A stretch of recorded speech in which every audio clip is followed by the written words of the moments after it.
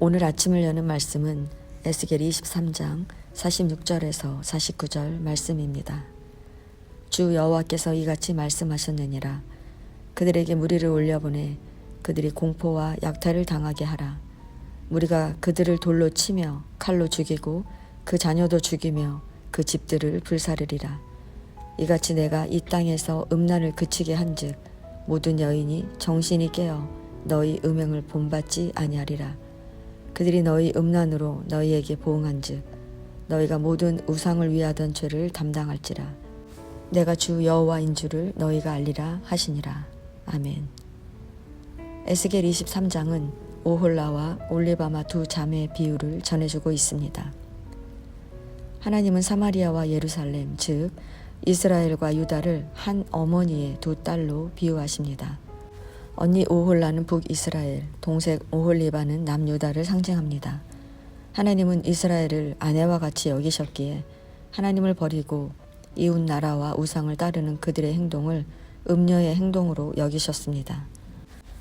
먼저 5절에서 10절은 북이스라엘로 비유되는 오홀라가 이미 어릴 적에 애굽에서 행음한 경력이 있는데 결혼하고 자녀를 낳았음에도 아수르의 준수한 청년과 행음했다고 말합니다. 그래서 하나님은 그녀를 연애하는 자의 손에 넘겨 대중 앞에서 발가벗긴 채 수치를 당하게 하고 자녀를 빼앗기며 칼로 죽임을 당하도록 하십니다. 동생인 오홀리바는 언니의 처참한 죽음을 목격하고도 교훈을 받지 못했습니다. 11절에서 21절을 보면 오홀리바는 언니보다 더욱 음란해 아수르 사람뿐 아니라 바벨론 사람과도 연애했다고 합니다.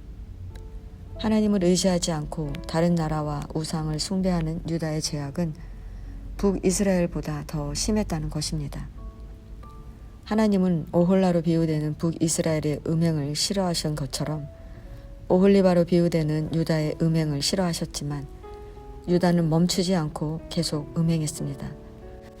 그러자 22절에서 26절 말씀처럼 하나님은 이스라엘이 사랑했던 자들을 충동해 이스라엘을 치게 하시겠다고 하십니다. 하나님은 바벨론을 비롯한 다른 나라들에게 재판을 맡긴다고 하십니다. 오홀리바는 몸을 꾸미던 옷과 장식품을 모두 빼앗기고 수치를 당합니다. 하나님은 그들이 저지른 모든 일이 벌거벗은 것 같이 남김없이 드러날 것이라고 하십니다. 북이스라엘이 우상 숭배 때문에 아수르에게 멸망당한 것처럼 남유다도 바벨론에 멸망당합니다. 본문은 계속해서 더 구체적인 이스라엘의 죄를 말씀하십니다. 그들은 인신 제사를 비롯한 우상 숭배를 하고 성소를 더럽히고 안식일을 범하고 하나님께만 드리는 향과 기름을 이방 사절단을 위해 사용하는 죄를 범했습니다. 그들의 죄악이 얼마나 심하던지 이스라엘이 음행하느라 몸이 상한 늙은 여인같이 되었음에도 음행하기를 그치지 않는다고 말합니다. 이 말은 중독되었다는 것입니다. 우리가 작은 죄를 가볍게 여기며 용납하지만 그 죄가 우리를 지배하게 되는 것은 순식간입니다.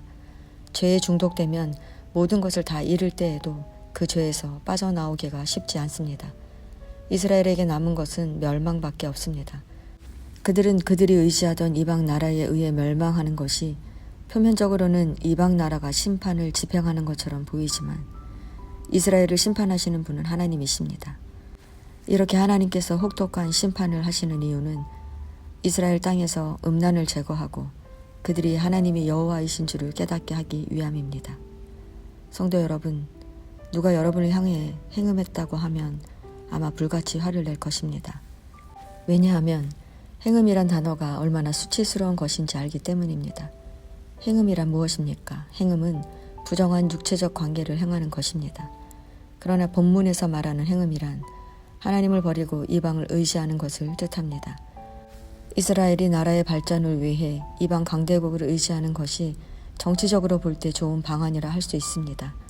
그런데 하나님께서는 이를 행음이라고 규정하시는 것은 언약 백성인 이스라엘이 하나님의 인도하심을 거부하고 다른 방법을 따라가기 때문입니다. 즉 하나님이 말씀하시는 행음이란 자신들의 생각과 방법대로 살아가는 것을 말합니다. 그렇다면 우리는 행음하지 않았다고 당당하게 말할 수 있습니까? 우리의 인생을 설계하며 나아갈 때 나를 향한 하나님의 뜻이 무엇인지 먼저 구하고 있습니까? 자녀를 양육할 때 하나님의 자녀로 키우기보다 세상에서 인정받고 성공하는 자녀로 키우기 위해 오늘도 세상의 방법을 따라가고 있지는 않습니까? 하나님은 이렇게 우리가 하나님을 껍데기뿐인 남편으로 여기고 내가 좋은 대로 살아가는 우리를 향해 행음했다고 말씀하십니다. 성도 여러분, 아무도 모를 것 같지만 우리가 하나님을 외면하고 내 마음대로 살아가는 것은 드러나게 되어 있습니다. 그리고 그것은 우리에게 수치를 안겨줄 뿐입니다. 이스라엘이 수치를 당하고 나서야 비로소 하나님을 알듯 우리는 수치를 당하기 전에 하나님의 여호와이심을 깨달아야 합니다. 우리는 이스라엘처럼 하나님의 언약 백성입니다. 하나님의 특별한 사랑을 받은 우리는 하나님만 의지하며 살아야 합니다. 이것이 바로 우리가 살아내야 할 정결한 삶입니다. 말씀으로 하루를 시작하시는 성도 여러분, 내 생각과 방법은 하루아침에 사라지지 않습니다. 먼저 하나님의 말씀을 내 안에 채우면 인간의 방법은 저절로 사라지게 됩니다. 오늘도 그렇게 하나님을 알도록 말씀 안에 거하시기에 힘쓰는 날 되시기 바랍니다.